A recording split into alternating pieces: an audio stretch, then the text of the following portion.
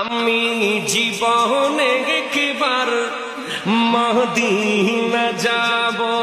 সুবহানাল্লাহ বলেন না, মদিনা যাব, মদিনা যাব, আমি নবীজির কদমে সালাম জানাবো। সুবহানাল্লাহ বলেন। যাব কেমনে খুদা রাস্তা দেখালাম, নবীজির দিদার মোরে নসিব করো না, নবীজির দিদার মোরে নসিব করো না। জান্নাতেরি টুকরায় আমি, বেহেশতেরি টুকরায় আমি নামাজ আদায় করিব, আমি এবার মদিনা যাব।